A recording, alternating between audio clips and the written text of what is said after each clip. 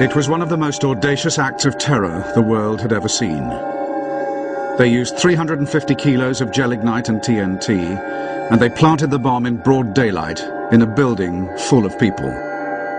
Nearly 60 years on, and it is as fresh in the memory as ever for those involved.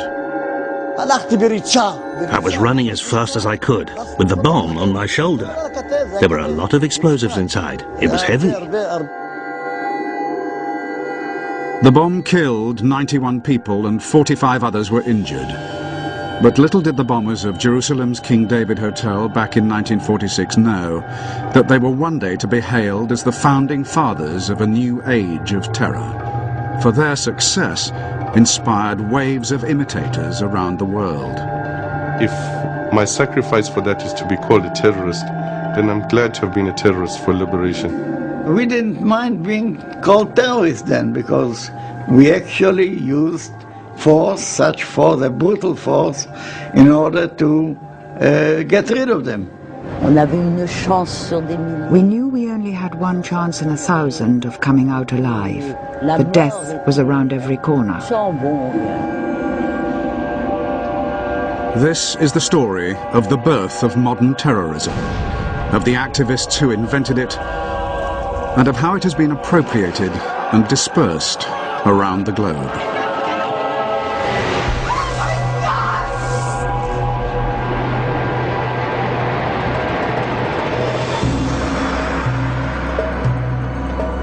Jerusalem, cradle of faith to Muslim, Jew, and Christian alike. Jerusalem, the birthplace of modern terrorism. After a bomb explosion caused by terrorists on the British headquarters at Jerusalem, one entire corner of the King David Hotel, a building of 7 stories, was razed to the ground. The stone floors were cut clean. In scenes eerily reminiscent of New York 55 years later, the Jerusalem bomb was the beginning of terrorism as a media event, designed to capture the world's attention. The latest casualty list included 65 killed, 47 injured.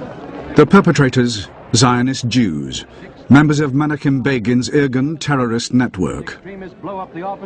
Begin, who would one day become Prime Minister of Israel, described this tactic as turning Palestine into a glass house, where the entire world was looking in.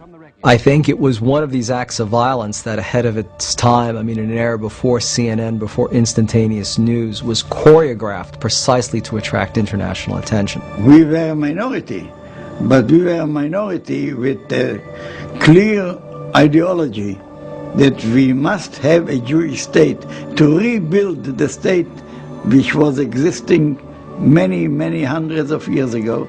The bombing of the King David Hotel was perhaps one of the most significant terrorist incidents of the 20th century.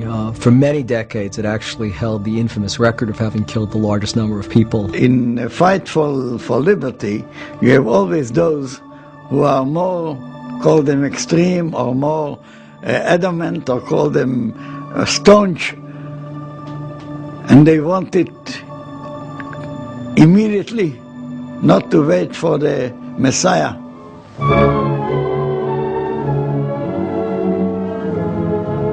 Still lying under the shadow of terrorist attacks, many areas of Palestine are By the end of World War II, the British, who had been made responsible for looking after Palestine by the old League of Nations 27 years earlier, found it to be a serious headache.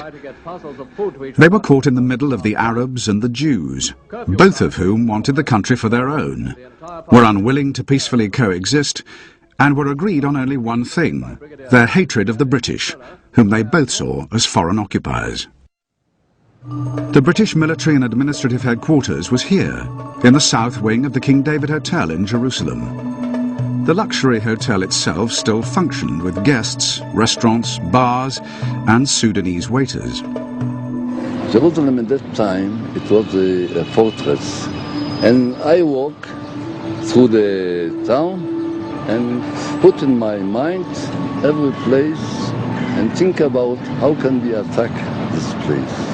If we succeed, it's very important the whole world will see that we can fight even the British. Begin and Ellis decided on a daring plan. They would strike at the very heart of British rule, the King David Hotel itself. If they succeeded here, the whole world would take notice. The terrorist's bomb was hidden in 7 milk churns and delivered in a hijacked pickup truck to the hotel's basement kitchen. We jumped out and everyone took up their positions. I took the churn and started to run. I was thinking, how do I get to the place where I have to put the churn down? That's how I started. Anyway, there were lots of people around in the corridor, and we tried to move them out of the way. Here, there, to the side. But there were some who resisted, but we threatened them with our weapons. I wasn't dressed as a civilian or a soldier. I was dressed like an Arab, with a jalaba and a keffiyeh, with that ring on your head. You know, like, what's he called? The leader of the Arabs. You know, Arafat. There were 7 churns, weighing 350 kilos in all. I ran until I reached the place where I had to put it down, with the churn on my shoulder. I carried on, until I got to the place where the British people were. I saw a pillar that used to be here, and I put the churn down and ran away immediately. I waited in my position until all the churns were together, and then the time would come for the explosion. All the churns together were like one whole man, a complete bomb. The bomb went off at 12:37 and was devastating. But of the 91 dead, only 28 were British. 17 Jews died alongside 41 Arabs. Of all these, 54 were innocent civilians, unconnected to the British authorities in any way. It's classic terror in that it's off the mainstream.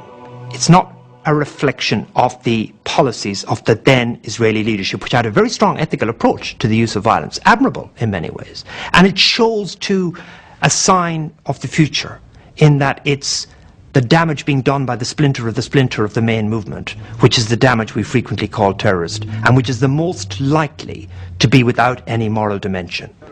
Once more, the civilized world has received a rude shock at the hands of fanatics whose wanton act is contrary to the dictates of all creeds alike and imperils the best interests of the cause that it strives to promote. The Irgun denied that they aimed at civilian targets, but one man at least had a different opinion. In 1948, the British Chief Secretary in Palestine, Sir Henry Gurney, wrote in his diary of how one Irgun attack was indiscriminately aimed at civilian targets and was designed to create panic among the population. 3 years later, Gurney himself was to be assassinated, as liberation movements all over the world took note of the flame that had been ignited in Palestine.